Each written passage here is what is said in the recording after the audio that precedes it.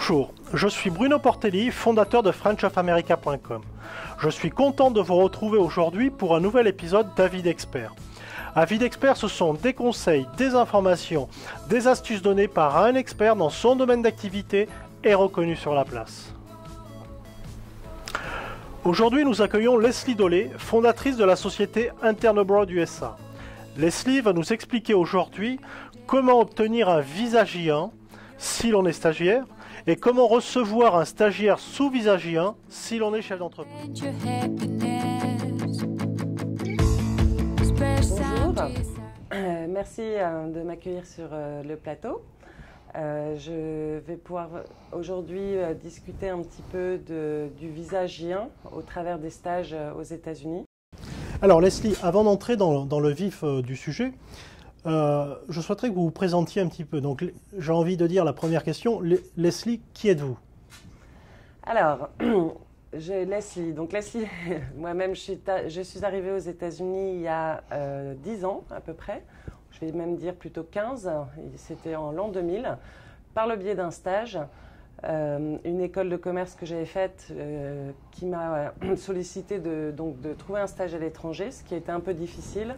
J'ai moi-même trouvé mon stage aux États-Unis, donc je suis venue en stage à Miami en 1999 pour être précis. Et depuis, la société s'est créée pour répondant justement à un besoin dans ce domaine-là. Alors, vous avez créé Intern Abroad USA, qui est une société qui va faciliter les placements de stagiaires sous visa J1, et je pense aussi les entreprises qui recherchent des stagiaires. Pourquoi avoir créé une telle société aux États-Unis ? Pourquoi? Parce que c'est un besoin que dans les deux sens, les entreprises ont. Les entreprises ont besoin de main-d'œuvre parce qu'il y a beaucoup de sociétés françaises qui sont installées aux États-Unis. Et de l'autre côté, il y a beaucoup de candidats qui souhaitent partir aux États-Unis par le biais d'un stage pour valider leur école de commerce. Donc, les deux n'ayant pas forcément de facilité à se trouver à part sur Internet, je me suis dit qu'il était bien de créer un bureau de liaison pouvant les mettre en relation de manière constructive. Et on a ce problème-là qu'aux États-Unis, où on retrouve ce genre de problème ou ce genre de besoin dans d'autres pays autres que les États-Unis? Je pense qu'à partir du moment où l'offre et la demande, donc le candidat à l'entreprise, ne sont pas dans le même pays, je pense que, comme ils ne peuvent pas se rencontrer, la nécessité d'un intermédiaire s'impose pour justement valider un petit peu les acquis de l'un, la position du côté de l'entreprise. Donc Intern Abroad USA est là pour faciliter, je dirais, le processus d'obtention du visa J1. Tout à fait. D'accord. Donc on est là pour trouver le bon candidat pour l'entreprise ou trouver la bonne entreprise pour le candidat en Europe. Et effectivement aider sur les démarches administratives qui sont surtout liées au visa J1. D'accord, mais tout le monde peut demander un visa J1? Tout le monde ne peut pas demander un visa J1. Il est adressé aux jeunes professionnels et aux étudiants. Alors c'est quoi un jeune professionnel? Jeune professionnel, je dirais que c'est quelqu'un qui vient juste d'être diplômé et qui a besoin d'expérience pour en fait valider un petit peu ses acquis par le biais d'une expérience. Donc une première expérience, mais en fait ça s'adresse à des gens jusqu'à l'âge de 35 ans. D'accord, donc il faut être jeune diplômé, première expérience, et le maximum c'est 35 ans. C'est ça? À peu près. Disons qu'il n'y a pas de règle, ça peut aller jusqu'à 40 ans. Si quelqu'un a validé un diplôme à 35 ans, il pourra encore partir éventuellement aux États-Unis sans problème. D'accord. En fait, la raison essentielle, c'est d'être fraîchement diplômé. Tout à fait. C'est ça. Exactement. Et d'avoir donc son expérience dans le domaine de son diplôme. Ok. Et en général, donc ça c'est pour les jeunes professionnels, et vous avez dit aussi les étudiants, et là, à ce moment-là, ça s'adresse à tout le monde? Ça s'adresse à tout le monde qui est inscrit à l'école, donc aussi bien une école de commerce, d'ingénieur, une école dans la restauration, l'hospitalité, donc effectivement à tous les étudiants. D'accord. De manière générale, avec votre expérience, quel est le profil du candidat qui postule à l'obtention d'un visa J1? Est-ce qu'il a un profil particulier? Est-ce qu'il sort d'école? Est-ce qu'il est jeune? Est-ce qu'il est marié? Est-ce qu'il est célibataire? Alors, je dirais que le profil type serait quelqu'un qui a envie, qui maîtrise déjà pas mal la langue, qui serait déjà parti peut-être à l'étranger avant par le biais d'un petit stage de 2-3 mois en Angleterre et qui a envie de, par une expérience peut-être plus longue, de partir aux États-Unis pour parfaire un parcours dans une entreprise qui pourra lui apporter une expertise par rapport au marché américain. Vous disiez une expérience plus longue sur le territoire américain. La durée moyenne ou la durée en général, est-ce qu'elle est limitée? Est-ce qu'il y a une règle? Alors, au niveau de la durée, le visa J1 peut s'obtenir sur des courtes durées, effectivement pour 2 mois, 3 mois, jusqu'à 18 mois. Il y a 2 types de visa J1. Il y a le visa donc, J1 interne et le visa J1 trainee. Le visa J1 interne s'adressant pour les étudiants, le visa J1 trainee s'adressant pour les jeunes professionnels. La différence, c'est la durée. L'un est valable pour 12 mois, c'est celui qui est étudiant, donc le visa J1 étudiant pour quelqu'un qui veut partir par exemple en année de césure. Après le trainee, ça va être pour le jeune professionnel qui aura validé son diplôme déjà depuis plus d'1 an et il pourra partir jusqu'à 18 mois. Et j'ai noté donc qu'il y avait 2 conditions sine qua non. C'était la première, c'est qu'il fallait avoir des employés déjà. C'est-à-dire qu'en aucun cas, le stagiaire ne va remplacer un employé. Tout à fait. Et la seconde, c'est que le stagiaire doit être accueilli dans des bureaux, c'est ça? Tout à fait. Donc, est-ce qu'il doit avoir un bureau à lui ou est-ce qu'il doit profiter peut-être des bureaux de la société, quoi? Oui, mais quand même avec un espace de travail bien pour défini. lui, bien défini, un ordinateur, éventuellement il pourra ramener le sien, mais c'est vrai qu'il y aura une visite quand c'est la première fois qu'une entreprise prend un stagiaire. Et il faudra que pendant cette visite, l'entreprise puisse montrer que l'étudiant aura son bureau et puis les ressources nécessaires pour travailler. Ah, d'accord. Oui, donc effectivement, l'entreprise est quand même contrôlée, on peut dire carrément les choses. L'entreprise peut être contrôlée avant de recevoir un stagiaire, de manière à ce que le stagiaire soit bien accueilli dans de bonnes conditions, quoi. Tout à fait. Voilà.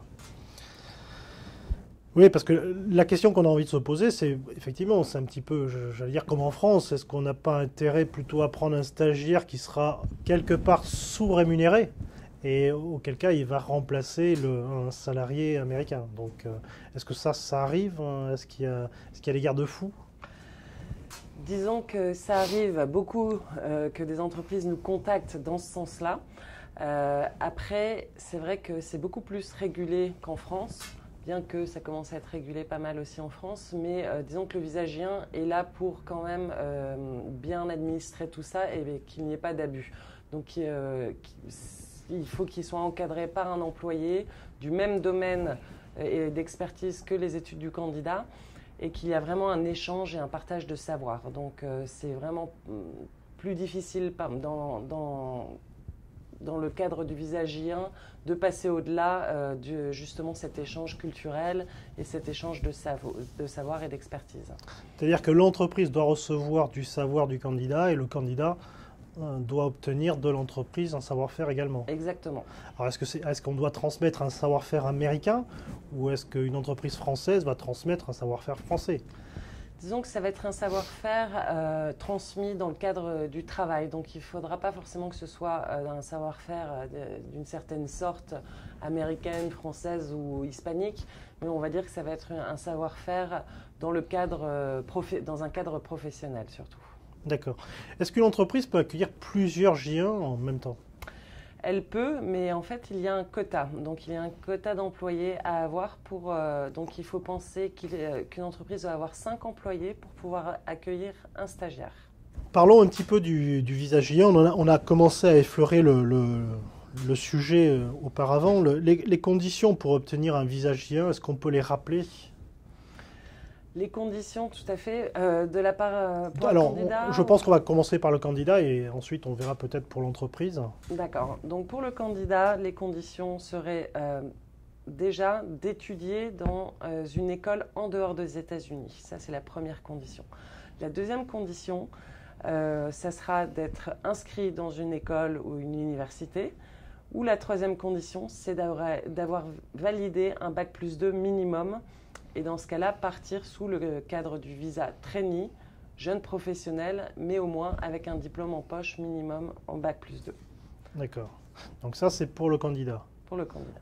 Au niveau de la langue, il doit maîtriser l'anglais pour les États-Unis ou juste un... Voilà, donc au niveau de la maîtrise, il y aura quand même un entretien à passer d'anglais, où son anglais va être testé par l'organisme sponsor, qui est un organisme d'échange culturel qui est agréé par l'ambassade américaine, qui pourra délivrer son DS-2019. Donc avant de délivrer le DS-2019, cet organisme vérifiera que le candidat est soit enregistré dans une école ou soit aura validé un diplôme, et en plus de ça, ils valideront qu'il y a bien une entreprise qui les attend, mais aussi du coup le niveau de langue du candidat, qui puisse se faire quand même un minimum entendre, se faire comprendre, je pense, voilà, c'est les bases, notamment au moins pour la vie courante.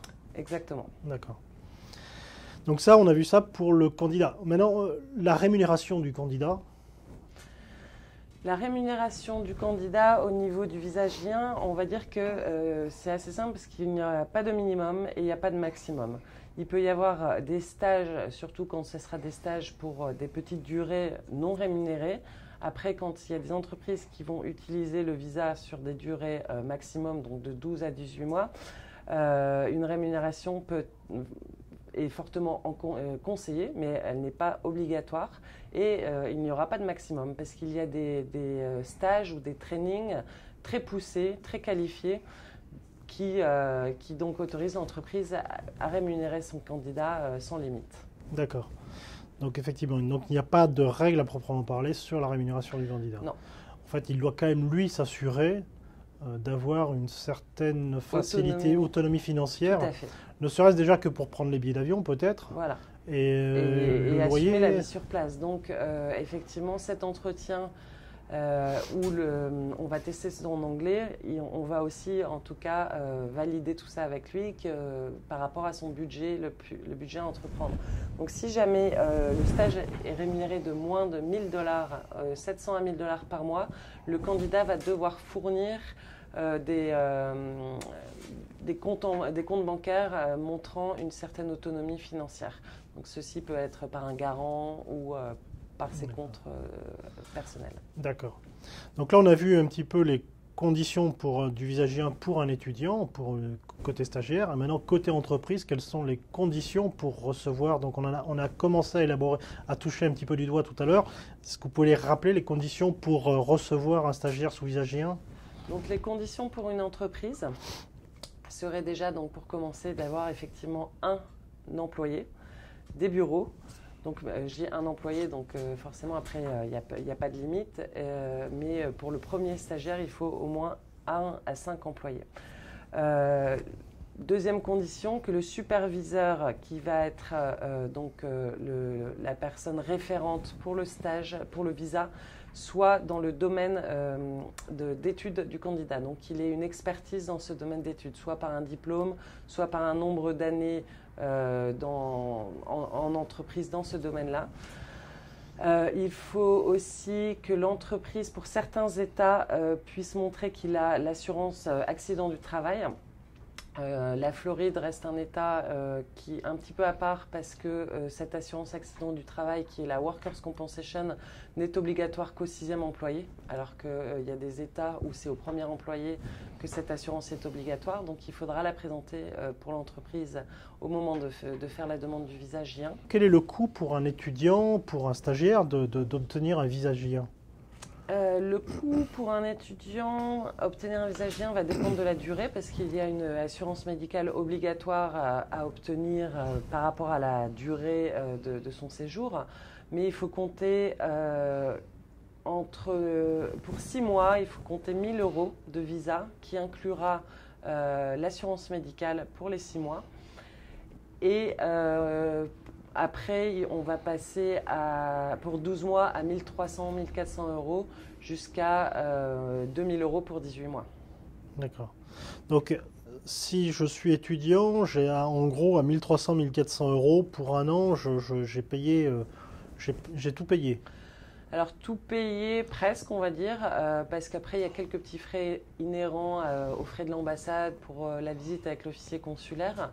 Mais sinon, effectivement, cette somme-là vous garantira donc un visa qui vous donnera un numéro de sécurité sociale pour pouvoir être rémunéré par l'entreprise et vous garantira aussi donc une assurance médicale vous couvrant à hauteur de 1 million de frais hospitaliers ou avec de très bonnes garanties.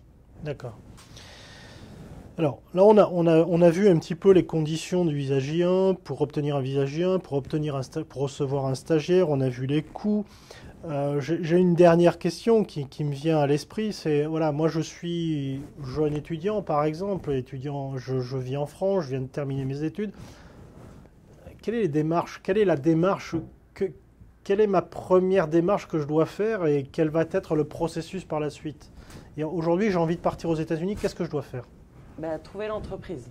Donc la première chose que je dois faire, c'est par moi-même trouver une entreprise qui veuille bien me recevoir. Tout à fait. D'accord. Parce que s'il n'y a pas d'entreprise, il n'y aura pas de visa. Donc il faut l'entreprise qui va pouvoir signer les papiers pour vous, donc le fameux DS 7002. À ce moment-là, donc pour trouver l'entreprise, vous avez il y a plusieurs solutions. La solution du réseau de l'école, réseau professionnel, réseau même Internet. Après, il y a des organismes qui peuvent vous aider à trouver le stage.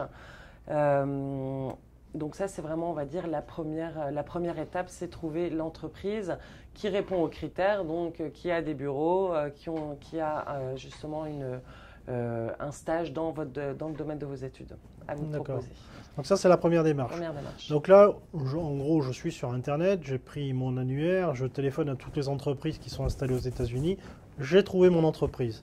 J'ai trouvé quelqu'un qui, a priori, répond à ces critères. La deuxième étape. La deuxième étape, ça sera de contacter donc, un organisme dont on les appelle un organisme sponsor. Donc, c'est un organisme d'échange culturel qui est agréé par l'ambassade, dont la liste est sur le site de l'ambassade des États-Unis, parce qu'il y a beaucoup d'organismes qui proposent des stages, mais qui ne sont pas agréés en tant que sponsor. Donc, il faut absolument trouver l'organisme agréé qui peut donc agir en tant que sponsor. Agir en tant que sponsor, ça veut dire que c'est eux qui vont vraiment être sponsor de votre visa et pas l'entreprise. L'entreprise elle-même est là pour vous accueillir en tant qu'entreprise d'accueil, mais l'organisme sponsor, c'est vraiment eux qui sont en possession de votre visa et avec qui vous allez devoir toujours avoir une relation jusqu'à la fin de votre stage pour montrer que tout se passe bien. Aujourd'hui, je suis à Paris, je viens de trouver de mon entreprise. Comment je fais pour trouver mon organisme sponsor? Alors moi, ce que je conseillerais dans un premier temps, ce serait de voir avec l'entreprise si elles ont déjà travaillé avec un organisme sponsor. Parce qu'il y en existe plusieurs. On pourra peut-être même en comptabiliser une petite centaine. Et donc, si l'entreprise que vous avez trouvée a déjà eu des stagiaires, déjà la première étape, ce serait de voir avec quel organisme sponsor votre entreprise travaille déjà. Ça facilitera déjà beaucoup les démarches. Okay. Alors maintenant, les délais entre je viens de trouver mon entreprise, j'ai trouvé une entreprise qui souhaite, qui peut m'accueillir, et le moment où je suis dans l'avion prêt à partir. En général, quels sont ces délais? Je dirais de 4 à 6 semaines. 4 à 6 semaines. Donc en gros, oui, c'est ça. Donc on va dire maximum 2 mois, avec les retards, peut-être les périodes de fête, les problèmes de formulaires mal remplis. Voilà, c'est ça. Donc on va dire 1 mois si tout se fait très rapidement, avec d'ailleurs certains sponsors proposent en fait des options payantes pour accélérer le processus. C'est intéressant de prendre ça. Disons qu'il y a certains organismes qui proposent 2 frais d'accélération. Un accessible à 100 € qui, je dirais, peut vraiment accélérer le processus. Donc, je le conseille. Après, il y a des organismes qui vont proposer ce frais d'accélération à 800 € et celui-là, je le déconseille parce que déjà, 800 € c'est très cher. C'est presque le prix du visa. Et puis, en plus, ça vous fera gagner une semaine à 15 jours. Donc, 100 €, je pense que ça peut valoir le coup. Que 800 €, c'est trop cher. D'accord. Donc là, je pense qu'on a vu tout le processus. Donc là, ça y est, je suis dans l'avion, je pars aux États-Unis, je rencontre mon entreprise et j'ai obtenu mon visa pour 6 mois. Maintenant, je suis étudiant, j'ai envie de voir du pays comme dirait l'autre et j'ai envie de changer d'entreprise au milieu de mon stage. Est-ce que je peux le faire ? Donc, encore une fois, c'est vraiment le sponsor qui décidera parce que c'est vraiment le sponsor, un peu le gourou de votre visa. Donc, c'est vraiment à eux qu'il va falloir s'adresser. Il y a des organismes sponsors qui l'autorisent facilement. Et il y a des organismes sponsors qui ne l'autorisent pas du tout. Donc, ça sera vraiment à vous de voir aussi une condition aussi peut-être pour sélectionner votre organisme sponsor. Parce que c'est une question que vous pouvez leur poser dès le début avant de démarrer le processus. Et donc après, une fois que mon stage est terminé, on va dire les 6 mois, je retourne en France et puis c'est terminé, c'est ça ? C'est terminé. Donc après votre stage, vous avez 30 jours pour pouvoir rester aux États-Unis, faire du tourisme éventuellement si votre stage est terminé et qu'il vous reste un petit peu de temps avant de retourner en cours ou de rentrer en France pour vaquer à d'autres occupations. Vous avez 30 jours de grâce pour faire un petit peu de visite autour des États-Unis. Là, je pense qu'avec Leslie, on a vu, Leslie qui est la fondatrice d'Internbroad USA, on a vu tout le processus pour obtenir un visa J1 et tout le processus pour recevoir un stagiaire avec le visa J1. Merci à Leslie d'avoir répondu à nos questions. Leslie est disponible pour répondre à toutes les questions qui ne lui ont pas été posées et pour lesquelles vous souhaitez une réponse. Pour cela, c'est très simple. Dans la case commentaires qui se trouve ci-dessous en bas de la vidéo, postez votre question, nous vous y répondrons individuellement avec un maximum de détails. Voilà, cet épisode d'Avis d'Expert se termine et je vous dis à bientôt pour un nouvel épisode sur frenchofamerica.com. Every new day is your chance. Your clear and wide expanse. Your blank canvas where you can paint your happiness.